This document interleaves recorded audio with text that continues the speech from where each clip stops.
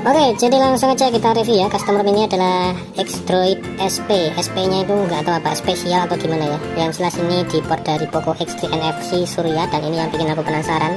Sudah include caps di sini. Terus ada MIUI kamera juga, FDE. Kemudian ada keterangannya notice di situ ya, harus pakai recovery khusus biar apa ya, kalau saya bilang sih biar booting, biar mau booting apa gimana gitu ya. Yang jelas ya kita ikutin aja notisnya ya. Ini di port sama SDM 66064 alias Kang Jaki. Jadi kalau nanti ada apa-apa sama custom room ini, kalian bisa langsung japri aja ke orangnya langsung ya. Ya wis, langsung aja. Kesan pertama pakai custom room ini tuh, yang pertama ini kalau dipakai buat buka aplikasi itu gesit banget guys. Jadi emang performanya kayaknya itu lebih cepat gitu ya. Kalau mau dipakai sosmed segala macam itu daya tangkapnya atau responsifnya itu cepat banget. Terus yang kedua, kita cek di bagian dalamannya ya. Kalau untuk bloatware-nya kan ya masih standar ya, dan ini tampilannya gede banget ya untuk fontnya ini. Jadi untuk font sekarang coba kita kecilin aja ya. Di bagian display untuk font size ini kita kecilin aja biar lebih enak dipandang gitu ya. Atau malah terlalu kecil ya, nanti kalian malah nggak kelihatan. Dah, fontnya emang gede kayak gini, jadi ya apa adanya biar kalian juga lihat jelas di layar ya. Nilai plus yang aku rasain yang kedua itu di bagian baterai ya. Jadi untuk baterai ini menurutku nggak terlalu boros. Jadi kayak berasa pakai Android berapa ya, Android antara Android 10 sama 11 lah. Dibilang 10 itu juga kurang, kalau 11 itu terlalu boros ya. Jadi ini ada di tengah-tengah antara 10 sama 11 gitu. Jadi lumayan enak lah, masih standar aja, masih stabil baterainya. Ada pengaturan baterai presentasi di sini ya. Terus kemudian di bagian storage-nya ini yang aku suka ya. Untuk sekelas ROM di Android 12 ini menurutku lumayan lega ya, karena sistem cuma ada 9,1 GB, dan ini menurutku hemat banget untuk penggunaan internalnya. Kemudian di bagian bahasa di sini juga sudah ada bahasa Indonesia, jadi nggak perlu khawatir lagi buat kamu yang nggak terlalu mahir bahasa asing ya, bahasa Inggris terutama, ada bahasa Indonesia.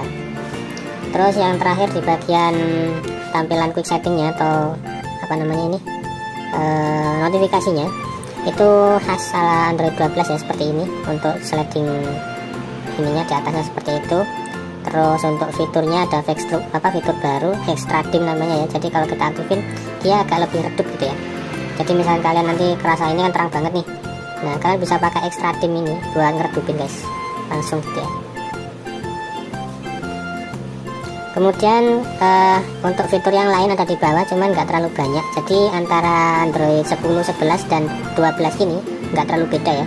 Yang beda itu di tampilan aja, yang lebih kelihatan lah ya, yang maksudnya yang paling menonjol di sini. Terus sekarang kita coba untuk hidupin hotspot sama wifi secara berbarengan, dan ternyata masih bisa jalan bareng. Cuman sayang ya, di bagian telepon itu nggak ada buat fitur ngerekam obrolan ya guys. Saat aku tes di sini, untuk fitur perekamnya itu nggak ada di sini ya, nggak ada fitur perekamnya. Jadi ya cuman kayak gitu doang. Terus kalau kita cek di bagian Magis, untuk Magis di sini aku biasa pakai Magis versi 23 ya. Kita cek di safety netnya itu dia bisa kecentang biru semua. Terus untuk line bank aku juga pakai dan bisa dibuka pakai trik yang jadul, nggak perlu pakai riru, ini bisa kebuka ya.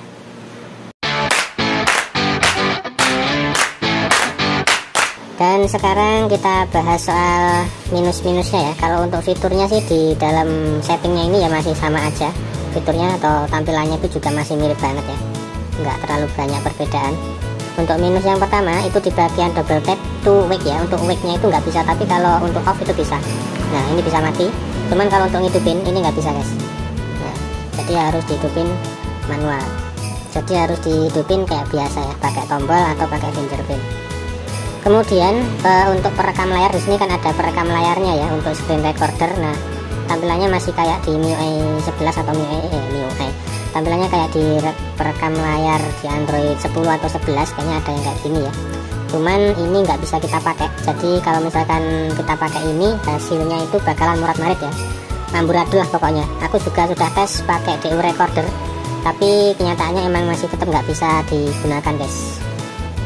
Kemudian di sini untuk kameranya ini ada dua ya, ada kamera MIUI sama kamera apa ini yang kayak gini nih, yang fiturnya jadul banget. Nah kayak gitu. Dan untuk tampilan settingnya juga masih kayak gini doang.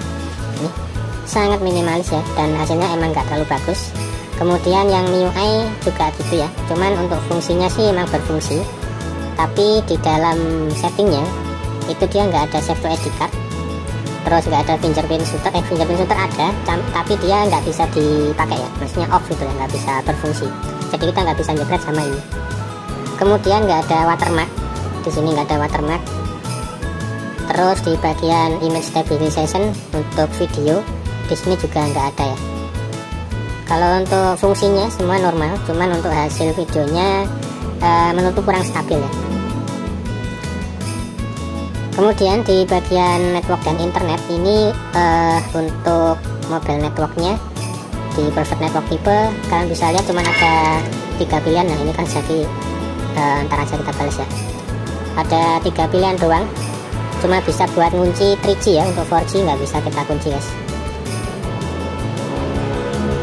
Terus kemudian untuk hotspot dan tethering, ngapain Kang Saki, nanti Kang aku review dulu ini. Kemudian untuk hotspot dan tethering ini nggak bisa kita pakai buat sharing aplikasi VPN ya guys. Terus yang berikutnya, minus yang berikutnya itu di bagian security ada pin dan fingerprint ya, cuman belum support untuk face unlock sama app locker, itu nggak ada di sini. Kemudian yang berikutnya untuk bagian mana ya, display kalau nggak salah itu kan, oh bukan deh. Untuk bagian sistem di situ kan ada gestur. Nah untuk navibar atau navibar navigation barnya, tombol back home screen itu loh, biasanya kan backnya ada di sebelah kiri ya. Kalau normalnya kan ada di sebelah kanan kalau untuk MIUI, jadi itu nggak bisa kita swift, jadi nggak ada fitur buat invert layoutnya. Terus yang terakhir pakai kernel Mystic EAS 7.2 ini, waktu aku tes di skor Antutunya dia dapat 167.000 sekian dengan rinciannya kayak gitu. Kemudian waktu aku tes di CPU throttling hasilnya kayak gini. Ya gimana ya, ini bisa dibilang oke sih sebenarnya, naik turunnya itu masih stabil sampai akhir ya. Tapi kalau ngelihat soal minus-minusnya tadi, aku rasa ini masih kurang ya kalau untuk Android 12 di Xdroid ini. Mungkin karena masih awal, jadi moga aja untuk next bisa diperbaiki lagi. Ya wis, kita aja dulu. Buat yang mau nanya-nanya atau mau request atau unek-unek, kritik dan saran silahkan aja tulis di kolom komentar. Makasih banyak sudah nonton video ini. Buat yang mau request silahkan aja guys ya, bisa PM via Telegram, Instagram, atau bisa langsung via email, nggak masalah. Bang Gundul pamit undur diri dan see you, bye bye.